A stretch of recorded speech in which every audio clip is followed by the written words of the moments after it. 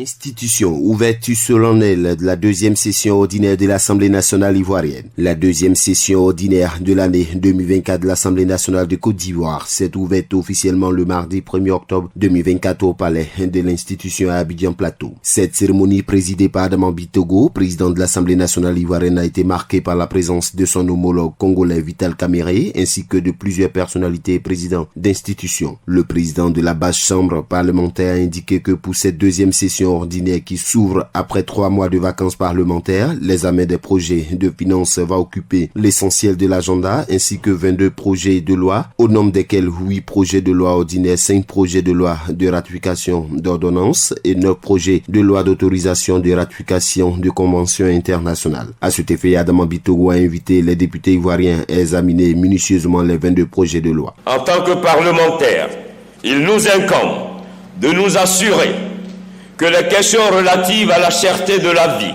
à la recherche de financements novateurs, à la performance fiscale et surtout à l'organisation des prochaines échéances électorales qui sont au cœur des préoccupations de nos populations soient analysées et discutées en toute objectivité au cours de nos travaux. Aussi, devons-nous œuvrer à travers l'examen du budget au renforcement de la paix, de la solidarité et de la fraternité dans notre pays. Lors de cet événement, le président de l'Assemblée nationale ivoirienne a également abordé d'autres sujets d'actualité en Côte d'Ivoire, notamment le phénomène de l'homosexualité et la maladie Mpox. Au plan national, la question de l'orientation sexuelle ou de l'homosexualité communément appelée le phénomène Woubi a quelque peu marqué l'actualité.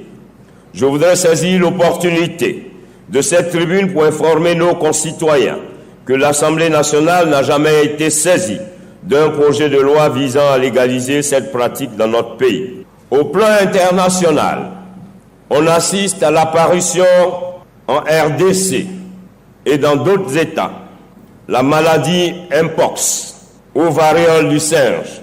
La Côte d'Ivoire a su apporter la riposte et je voudrais assurer la République sœur du Congo que la Côte d'Ivoire sera à ses côtés pour que dans la mutualisation de nos forces, nous puissions apporter la riposte à cette maladie Mpox qui vient à nouveau endeuiller notre Afrique. Invité d'honneur de cette cérémonie, Vital Kamerhe, président de l'Assemblée nationale du Congo, s'est dit satisfait de l'excellente relation qui lie les deux pays. Il a par ailleurs salué les efforts des présidents ivoiriens et congolais. C'est pour moi l'occasion de saluer à cet égard les efforts de leurs excellences, M.